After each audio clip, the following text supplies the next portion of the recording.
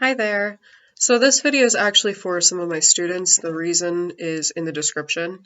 It's going to be a little bit of a longer video, but I'm still going to try to keep it as short as possible. So I'm going to give you the highlights here, and we'll go more in depth when we get a chance to be together again. If you see me looking down a lot, I did make some notes so I stay on topic with you.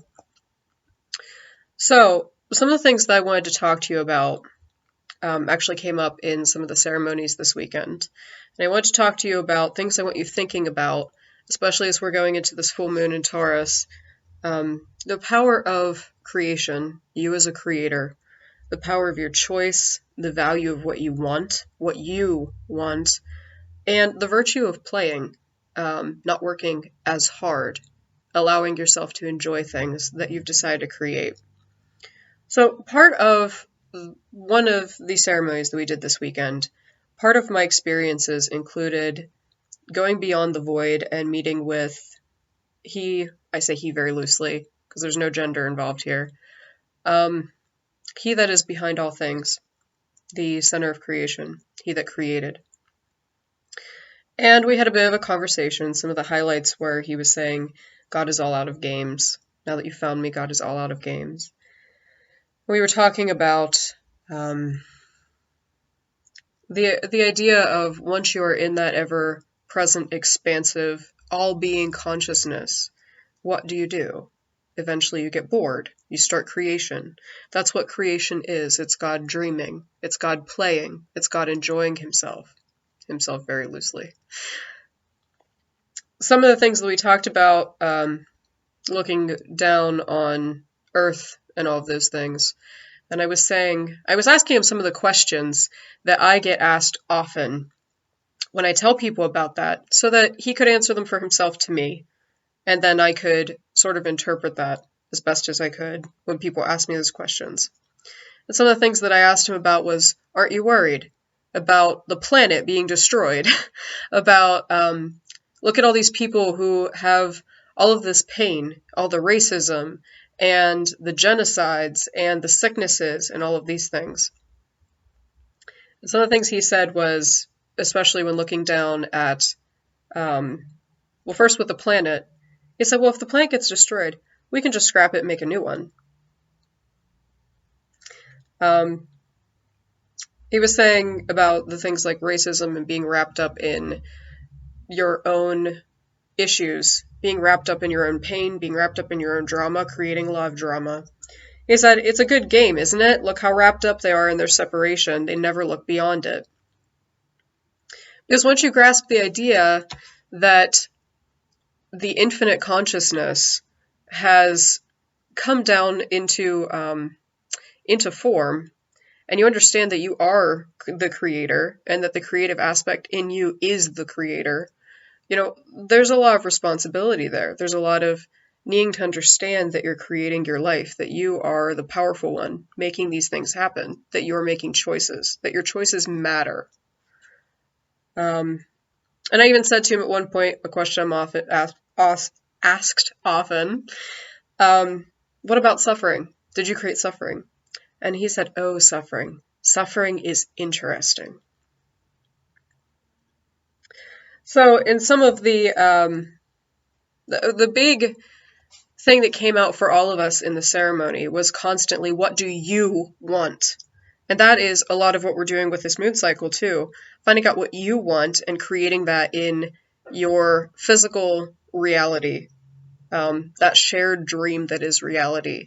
And how do you do that? But first, what you need to know is, what is it you actually want?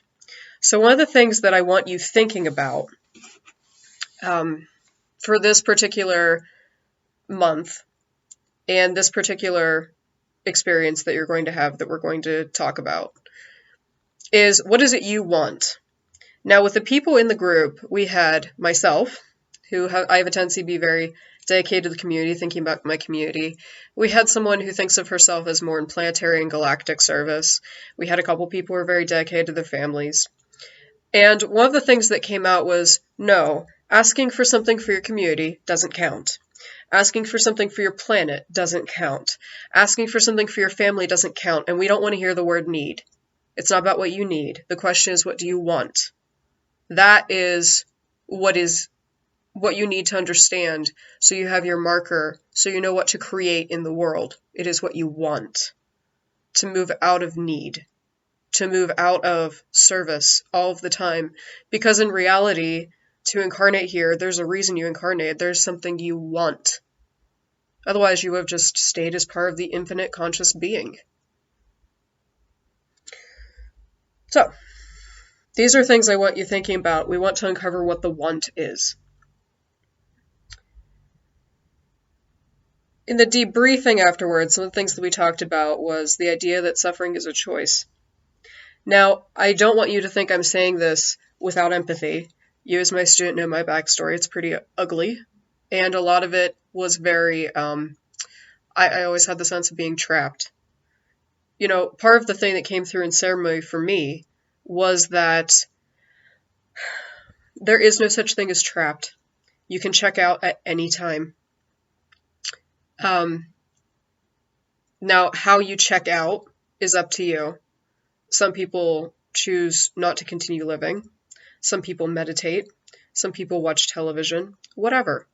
You have the ability to check out in whatever extreme degree you wish to at any time. You are never trapped. And the power of your choices, some of those choices are not easy, but when you let go of the attachment and all of your thought forms around your emotions and what you think is right and what you think is good and all of those things, you really, as a human being, don't have the perspective to understand what it is to be truly good, what the extent of that is. You do your best. But the power of choices here, do you choose, let's say you're in an unhappy family life, do you choose to stay? And if you do choose to stay, realize that you are making that choice. If you're someone who suffers, one of the things I wrote down that I wanted to say to you, if you're someone who suffers, what are you getting out of it? Are you truly done with that? Or do you just want to be done with it? There's a difference. What would it take for you to get out of your situation? And do you want out badly enough to do that? Looking at your options, what are the consequences of each decision? Most people can change their life circumstances, but it requires A, B, and C. And is it worth it? And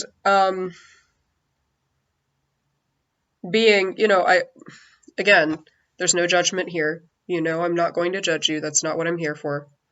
But I am going to require a lot of honesty from you. And I am going to require a high amount of accountability from you. And if you're making decisions, understanding the consequences of those decisions. If you have constant panic attacks and you know what needs healed at the base of the panic attacks, and you choose not to heal it or not to face it, you choose to take a medication or take up meditation instead of medication or whatever, those are choices. If you're choosing not to heal, those are choices. Going over something for years, over and over and over again, is choosing not to heal. That is wallowing. Now, if you want to wallow, that's up to you. There's no judgment here. But I do require you to be honest about, hey, I'm wallowing at this point. I'm not getting anything out of this.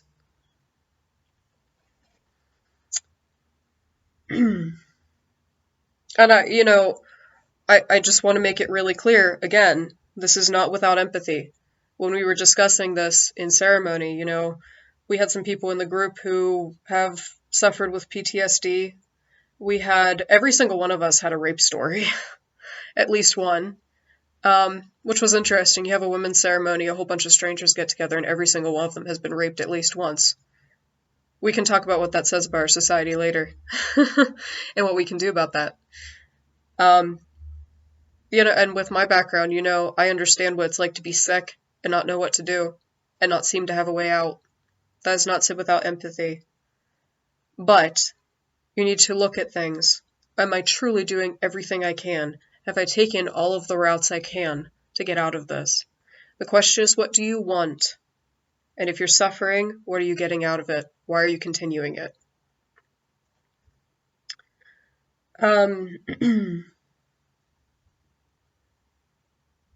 Another thing is, talking about what do you want for you. When I look at you and I say, what do you want? That pause right there, I bet you just had like 5 or 6 things that you just listed off. This is what I want. Now, what I want you to do is take a look at that and think about, are these truly the things I want out of life? Or are these the things I need? Or are these things for other people? Am I not thinking about me? The fact is, this is your life. You are making it for you. Now, for me, one of the reasons that God asked me a few times, do you want to keep playing? Do you want to stay in the game? Do you want to go back to human form? Do you want to keep this game going? And one of the reasons that I chose to come back was I actually thought of the relationship with my husband. And to be honest, I wanted to experience that relationship. And coming back, one of the things I decided to change was work more on having more relationships, because that's what I came back for. I wanted to experience relationships. So being totally honest with myself, out of all the things in the world that a person could want, experiencing relationships, that's what I have. It's not the most glorious thing in the world. But that is what honesty is. And what really makes you happy is figuring out what it is you want and then creating that. So what I want you to examine and even journey on or meditate on, and the reason I give you so many questions, is whatever it is you need to hear or you need to focus on or understand, that's what you need to do your meditative and journey practice on this month. And then we can talk about your experiences when we get together. What do you want for you? The power of choice, the power of want, the value of playing, of life not being all about work and all about sacrifice. You would think when you realize, all of this stuff only exists because God got bored and decided to dream.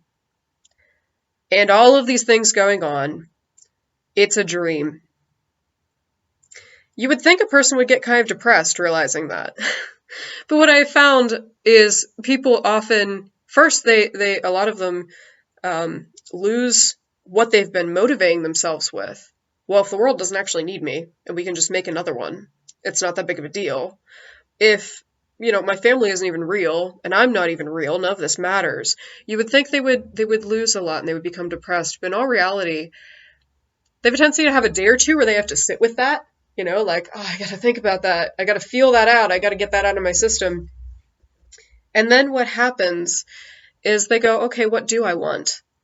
And they find out that by being motivated by what makes them happy, what helps them play, what helps them enjoy things, they not only get their motivation back, but they get it back and there's an added dose of joy there. And that's what I'm really hoping for you. By the end of our work this month, I'm hoping that you come out with more joy. I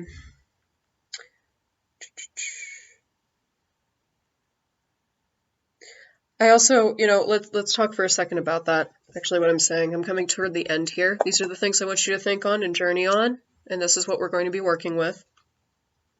I actually want to talk about that dream for a minute, what reality actually is. Your power as a creator. To create the life you want on this plane in this world. What is a reality when you think about it? Really, reality exists as a collective dream. I start to think of something and I go, oh, that's really cool. I'd like to do that. And I start dreaming about it. I start thinking about it. I start adding things to it. I start to get emotional about it. That creates the magnetism that gives me the ability to create motivation and actually make that start to move and make it start to move through the planes. And then I start clearing out all the thought forms that are preventing it from coming into this reality, from actually being formed in the physical world, on the physical plane. And not just the thought forms in this reality. Maybe I go, okay, I want a new house. But I don't want this, I don't want this, I don't want this, I want this, that, or the other thing. It's okay to have modifiers, But you need to understand that those are, in fact, thought forms that are on the physical plane, that are places where your dream can't manifest. The more places you have that the dream cannot manifest on, the more difficult it's going to be to bring that down into this reality. Okay? And that's fine. Maybe you want a house that is anything but white. So, that's fine if that's what you want. But understand that you are limiting yourself, and that's a choice. And think very seriously about how much limitation you want to put on your own creation.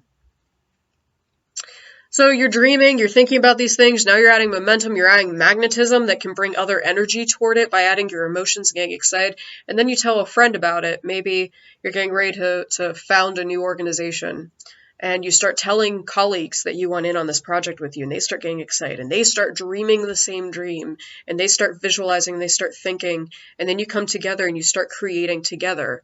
That is where the dream becomes a common dream. And as you work together, you start bringing that down into, into reality, into the shared dream. The situation we have on this planet right now with, especially in the Western world, in the developed world, the greed, the violence, the anger, the everything for me and nothing for you, gimme, gimme, gimme, that has been one collective dream. That's all it is.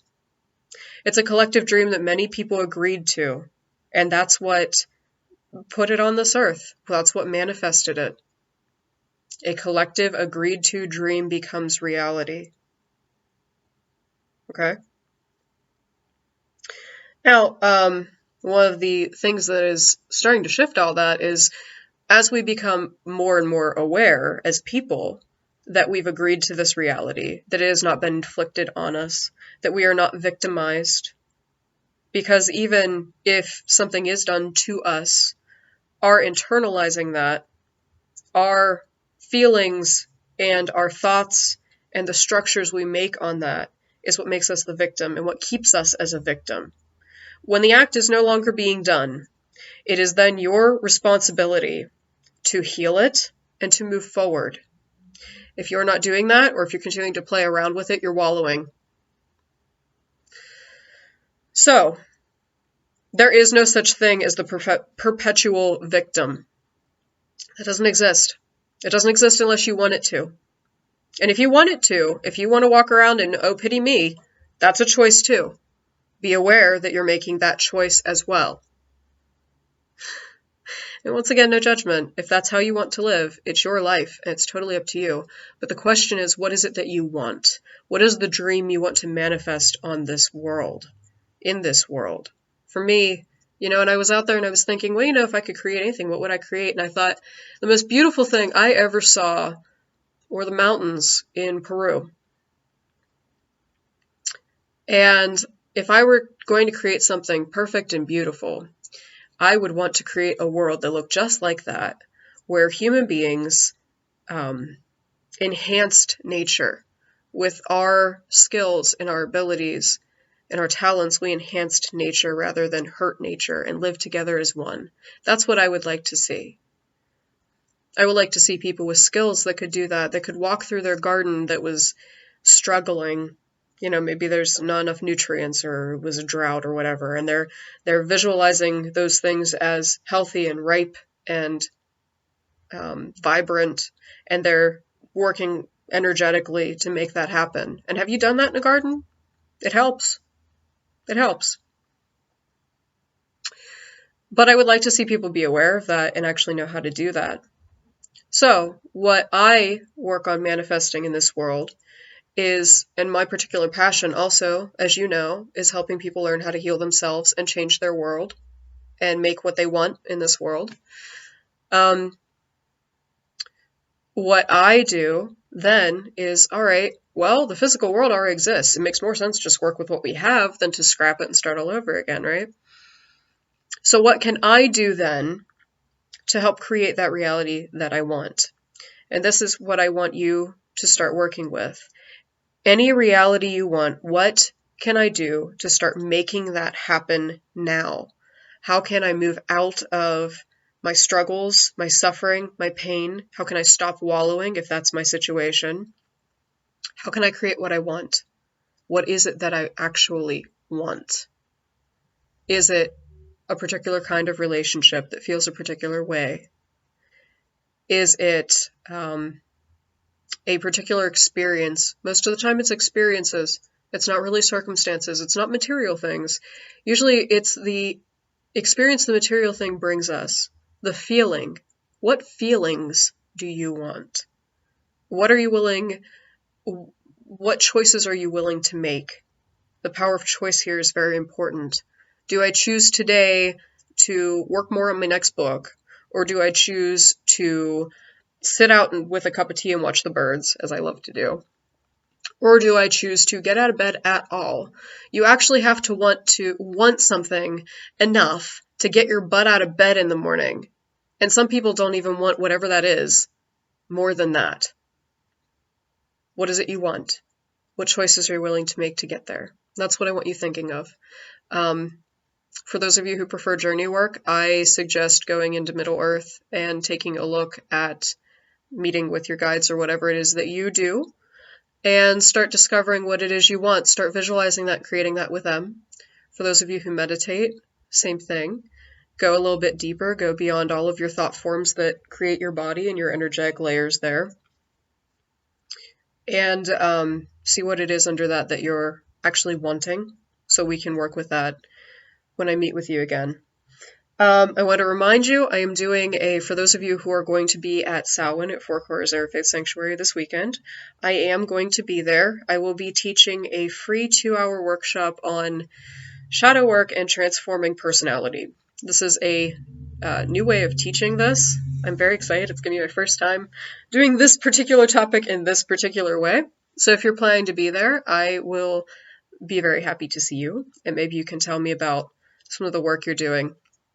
For everyone else that I need to be in touch with, most of you are on my calendar for the next 48 hours. If you need to talk about this assignment in this video or anything else, you have 48 hours to do it, and I'm getting back in the car and I'm going to Four Corners. So get in touch with me if you need to, and do it quickly. I also wanted to take a second to thank the people out at Peaceful Mountain Way who hosted the ceremonies this weekend. That was really wonderful. I'm looking forward to working with you more.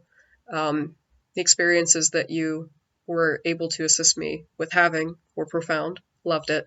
Thank you so much. All right, guys, have a great weekend, and I will talk to you soon. Bye-bye.